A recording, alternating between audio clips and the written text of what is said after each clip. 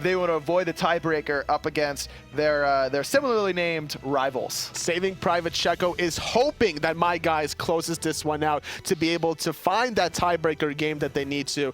And we'll see as it goes into game 2, the necessary adjustments from Checo is the new black. Now, surprisingly enough, despite them being first pick, they're actually going to take away the Nike and the Sylvanas themselves instead of picking it. Yeah, I love the Freya ban, though, from My Guys. Giving some respect to Keji. He did such a good job on that Freya last time around. No reason to give it to him again. But like you mentioned, Nike, Sylvanas both banned away. That leaves open Jingwei. And like we mentioned, if Keji's able to do that well last game, I've got no problem giving him the first pick in this one. Very safe God here, especially when you're dealing against Transonics in that duo lane. It's going to be probably a 1v1 for quite a while, especially considering we see both supports going into the solo lane to start things off. We see the little 3v3 skirmish.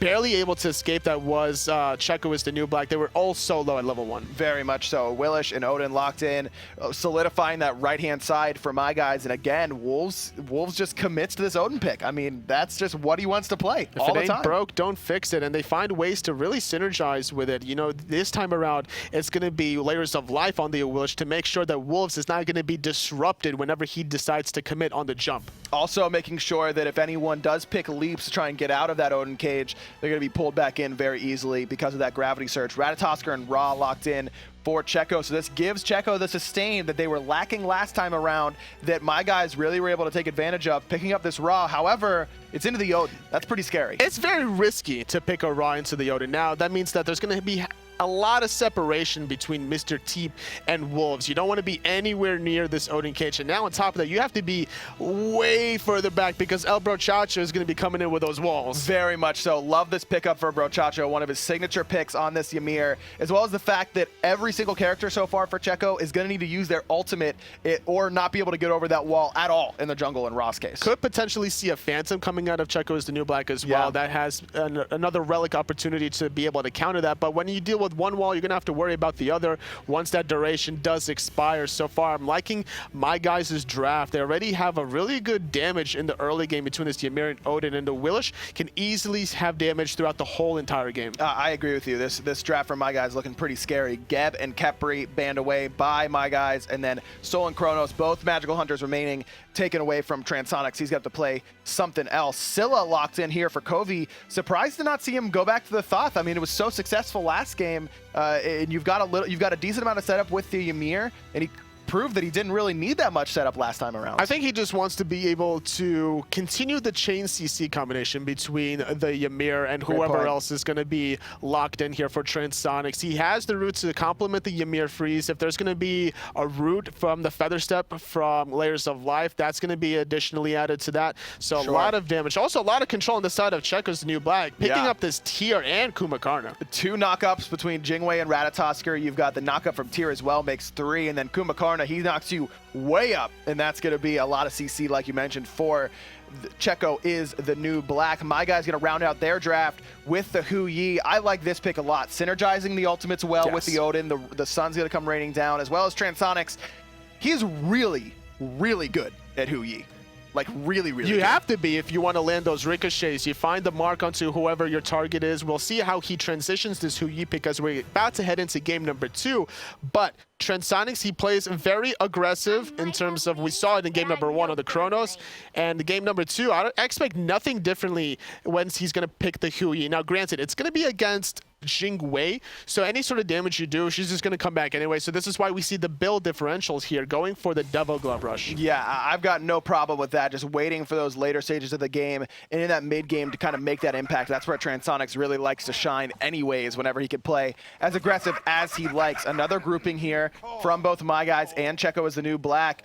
It's going to be 13 and Blessed, a little bit far forward, but Brochacho actually goes with the Ice Carpet level 1, doing a little bit of damage and a big slow, but getting that 30 gold proc from that Talaria. That's what it's all about. The mid-maxing any little thing that you can. They grouped up just to be able to drop the ward aggressively. Seeing the starts and the builds from the side of Checo is the new black. There is a Wrath available here for Niquid yet again, but gonna match that yet again with Wolves with a Wrath of his own, trying to fight fire with fire. You got to be able to look for opportunities to invade, look for opportunities to secure Gold Furies, Fire Giants, whatever the case is. Now, Ratatosker great at the level 1 fights, but he's not able to purchase his boots right away. Yeah, chat, he's not going for boots. He's finishing off that acorn, but whereas you can see a Willish on Layers of Life, he can finish off those boots, so he's going to have a little bit of extra damage and tankiness at this level 1 engagement. Like you mentioned, both sides have the Wrath, Wolves and Nikwid. Going to be a matter of who's going to be able to pull the trigger at the right time. Nikwid has a power cleave available, a lot of damage onto him from that Feather Step and the jump in from Wolves, but not quite enough to finish anyone off quite yet. Nikwid still wants to fight here. Ice Carpet just a little bit off the mark. That would have spelled a lot of damage, but there's the damage from Brochacho. Smacks down 13 and Blessed for that first blood. Speed buff going to be next. That's going to go the way, and Nikwid may have just killed himself trying to save it. He definitely did, because he doesn't have his dash. He elected for the power cleave instead at level 1, so he has no possible escape, and that's 2 early kills for my guys, and walking away with a speed and a blue buff. And now, after they get this, they're going to be able to clear the wave, clear their own jungle side, and this 1,000 gold lead almost that they have at 1 minute can be about 2,000 in the next minute. It's going to be very, very tough for Checo as the new black to recover from just one or it's really 2 missteps there. The death on to 13 and Blast, fine, that happens, but Nikwid has to know that he cannot go in there and try and steal that away. Give up the speed and then Wrath the blue to try and save your own buff. You have to be able to get the MP5 for yourself as a solo laner. It might seem a little bit selfish, but considering the fact that your jungler is dead, you have to be able to get your own blue buff at any means necessary, just to be able to keep up with the pressure that Wolves is always going to be applying to you. A tier with a blue buff is very scary, but tier without a blue buff, it's almost laughable. Very, very much so. Even with the recent buffs allowing him to switch stance at level 1, he just uses so much mana that it's very difficult to lane without that. Wolves going to get Fearless back into the wave here, taking a decent amount of damage from that stun as well. Should have a Raven shield, doesn't even use it there. Very, very patient with his cooldowns. He used it just to clear the wave there right outside his tower, which is why we saw Nikwid positioning himself to be able to Fearless Wolves outside the tower a little bit. Unfortunately, it was only a level 2 Blessed on the Ratatasker. Had he been level 3, that would have been an easy kill there. But now, finding a speed buff of themselves is going to allow Blessed the mobility he needs to really match here with Layers of Life. And Nikwid has the Wrath, so this blue buff, it's just going to be a buff trade right now in favor, actually, of Checo as the new black. There's a lot of damage from that carpet from Brochacho. Jump away from Wolves. Mr. T might be in trouble, he's in a bad spot right now. Kovi's going to dash forward, has the I'm a monster. Not going to find a home, but it does force T back into the enemy team. He's going to take a lot of damage. Good juke there, using that extra movement speed from the passive Wolves. He wants it so badly that he suicides for it. He doesn't even pick up the kill in the process. Checo is the new black, able to pick up Wolves, courtesy of that Fearless from Nikwid. Wolves, congratulations. You just played yourself there as you wanted the kill so badly onto the Raw. It was a very tasty chicken, but sometimes you have to know when to change your course of meals. But now Nikwid going to get frozen out a little bit. Nice little juke there from Layers, and the root yet again. The wall's going to help out a little bit. Still retreating under the tier 1 tower. Great peel from Nikwid. Barely escaping yet again. A member from Checo. So close. So, great chain CC there. That's exactly what you want to see. You mentioned it right away, Toli. The chain CC capabilities with Scylla and Ymir, they do, the freeze and the root, they don't overlap. They're not going to get diminishing returns there. So you're standing there forever, basically, and that's exactly what happened to 13 and Blessed, but he was just able to get away. And even if you don't find the kill, you're going to be doing a lot of damage in the process. The perfect Feather Step as well. Layers of Life. There's Brochacho making an impact with those walls, like we mentioned right away during the draft phase, looking very, very strong on this Ymir early on. Speed buff respawning. Nikwid's here to be able to steal this away. His Wrath is not available for another 20 seconds or so, so have to be careful about wanting to take a team fight without securing their own speed buff. So now, this time around, they find their own speed buff after stealing one earlier from my guys, granting themselves a little bit more of a wiggle room. Still level 4 for both the support and jungler for Checo is the new black.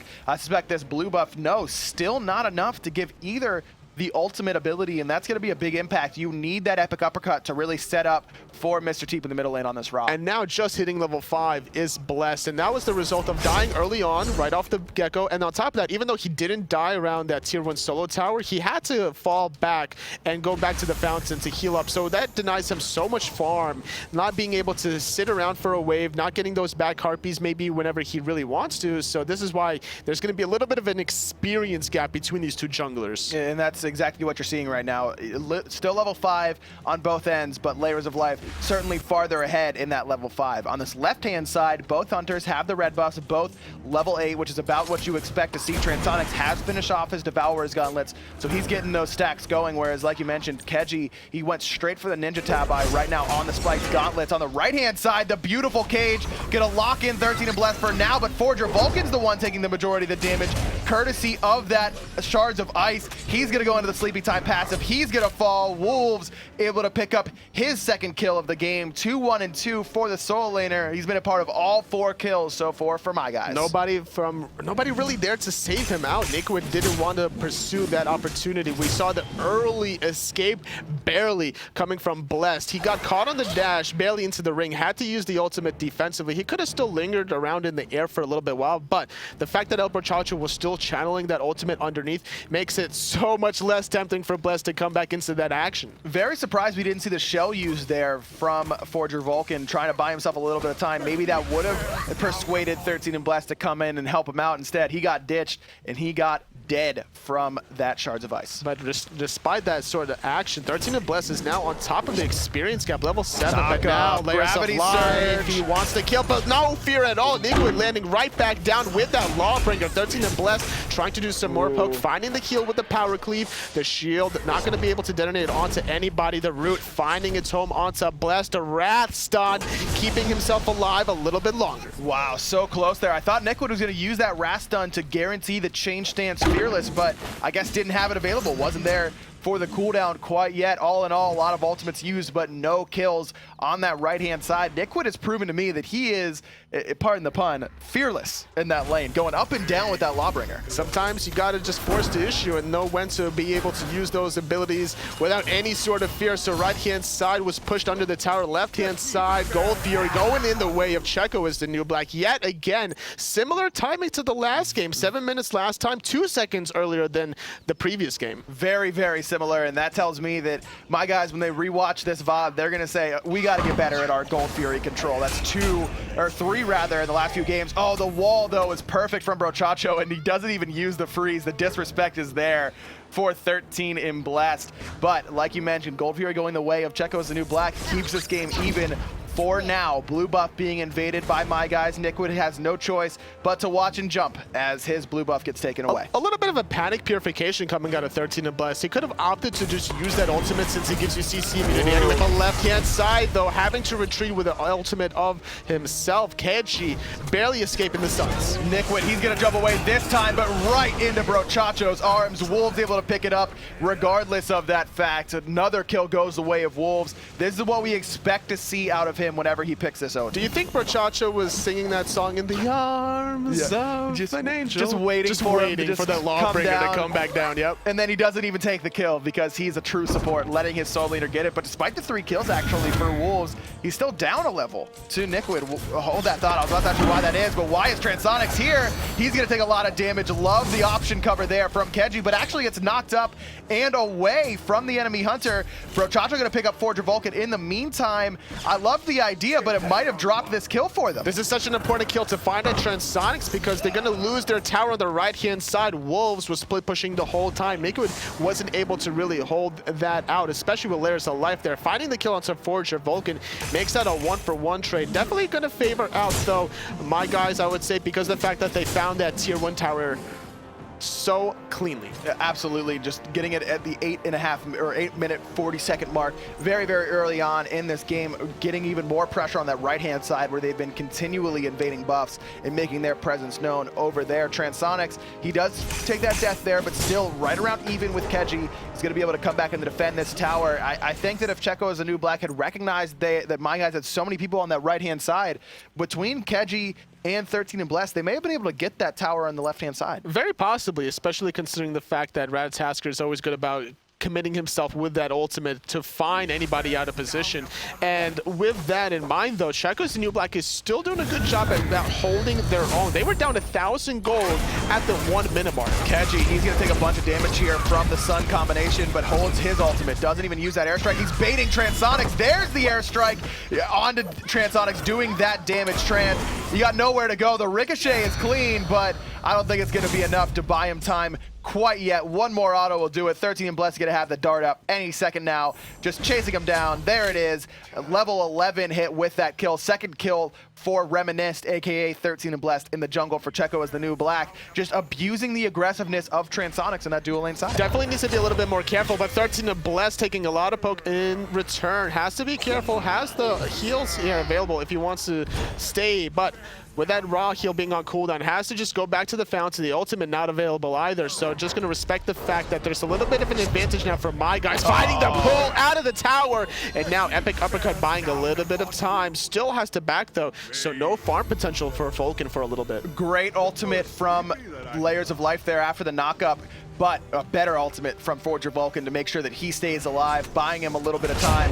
No cooldowns available for Kobe there, so no way he falls just because of those auto attacks. Another blue buff goes the way of my guys. It doesn't even matter if you find the kill. You put pressure to the point where if Forger Vulcan has to back, that's one less Guardian you have to worry about. There's no roots, there's no messes you have to worry about, no epic uppercuts. This gives a positional advantage for my guys to get that speed buff for the second time in a row and the blue buff for their second game. And again, it's Brochacho, a big lead. He's actually second in net worth right now in the game on this Ymir. 2-0-4, just getting tons. The Travelers giving him extra 30 gold every time he hits an enemy god, but just always participating in these invades. Transonics though, he's the one now retreating under his own tier 1 tower. He knows the fact that he's been bullied so heavily his last 2 deaths. He hasn't been given any sort of breathing room, and now yet again, look at the ultimate left-hand side, not finding it, but he knew the fact that right around the corner was Blessed. They had the ward positioned very nicely, but underneath though, here comes the rotation from Layers of Life and Brochacho. Brochacho looking for the wall, the knock up there on the 13 and Blessed. There's the freeze as well, the carpet, then the smack from Brochacho puts down the enemy jungler. Another kill goes the way of that support Ymir. 3-0-4.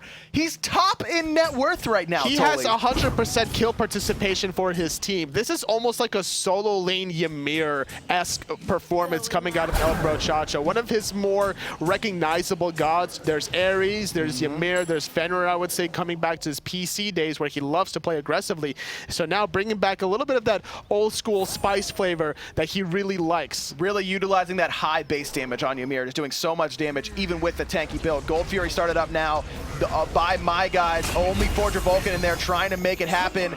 Shards of Ice not there to confirm it. The snipe will confirm it. Stolen away there by Checo as the new black. Mr. Teep from a distance evens the game. 12.5 minutes, they find their second Gold Fury of the game. Not able to find the Wrath Secure coming out of Wolves. They were all there. They used the Suns, they used everything from Scylla as well, and they didn't find it. They overcommitted so hard, and now without that Gold Fury, Checo is the new black. Despite being down 1,000 gold at the 1 minute mark, they're basically tied up. Very, very impressive play from Checo as the new black. Freeze off the mark there from Brochacho. The wall just trying to keep those exit options limited for 13 and Blessed, but despite that, finds an escape route around it. 3-7, read the kills in favor of my guys, but this game is even right now. And with Gold Fury being down, a lot of action on the right-hand side of the map. Everybody from my guys wants to be able to... Nice double root in the crush, finding the Sanctuary coming out of the mid lane. Forger Vulcan going to get frozen, taking a little bit of poke,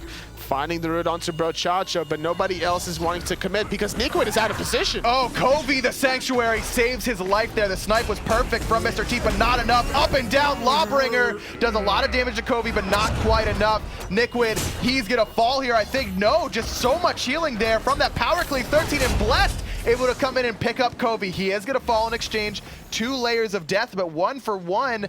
Kobe buys himself time with that Sanctuary there, but the dive composition from Checo as a new black can't get away from the tier, the raw, and the Ratatosker. Great jukes coming out of Niquid, able to barely avoid on a monster. He goes up and down yet again with the Lawbringer, just no fear, able to basically control a lot of space. He knew just how much sustain he would get back from that defensive stance power cleave to be able to stay in that team fight. He has a lot of cooldowns with that Breastplate of Valor. It's already an 8-second cooldown at max rank, and with that Breastplate of Valor, it's going to be about a 6.4, so great usage staying in the team fight as long as possible. And just despite the fact that he's 1-2-1 to Wolves' 3-1-3, obviously Wolves' stat line looks infinitely better, but the net worth is in favor of Nikwid. And remember, the 2 Gold Furies certainly helping out with that fact. Yes. But you also have to keep in mind that he's lost almost every single blue buff.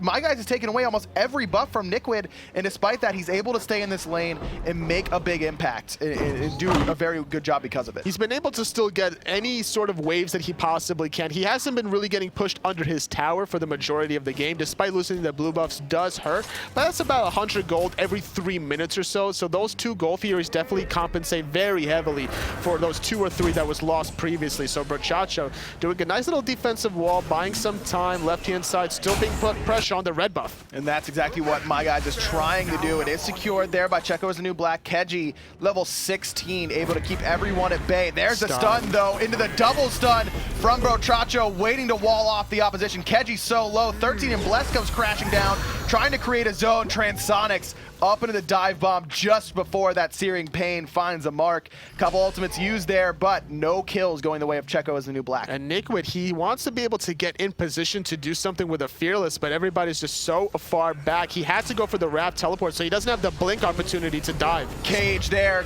2 Bimbers caught in. There are the suns, there's the damage.